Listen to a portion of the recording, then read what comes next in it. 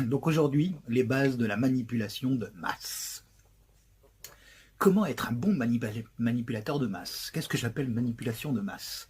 Alors, les hommes politiques s'en servent souvent, les patrons s'en servent souvent, les profs s'en servent souvent, les directeurs, etc.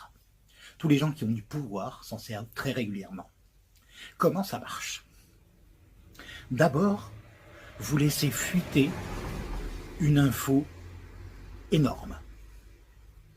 Par exemple, M. Macron, pour la réforme des retraites, l'âge pivot. Une info que personne ne veut.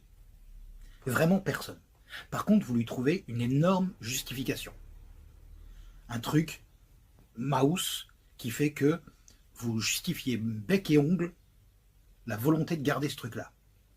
Alors que vous savez dès le départ que vous ne le garderez pas.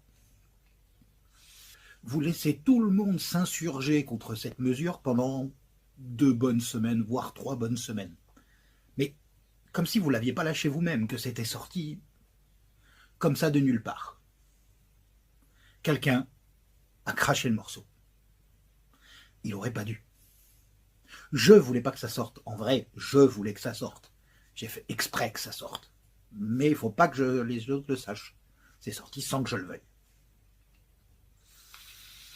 Ensuite, vous vous mettez sur le devant de la scène et vous expliquez que c'est une bonne mesure. Et en même temps, dans le texte, vous mettez tout ce que vous voulez vraiment faire passer. Et des trucs encore pires que l'autre, mais marqués de façon...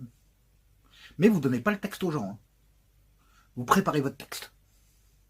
Avec des trucs vraiment marmous, vraiment trash, que personne n'ira lire parce qu'ils sont tous omnubilés par l'âge pivot, par exemple, ou par autre chose. Hein.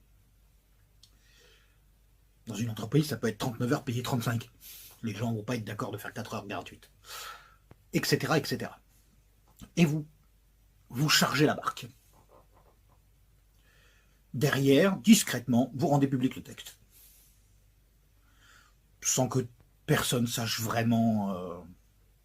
personne n'ira lire l'intégralité. Puis vous mettez les trucs les plus durs, bien au milieu d'un texte compact, de façon alambiquée, pas trop claire, où vous savez que personne n'ira lire les 35 pages de votre rapport.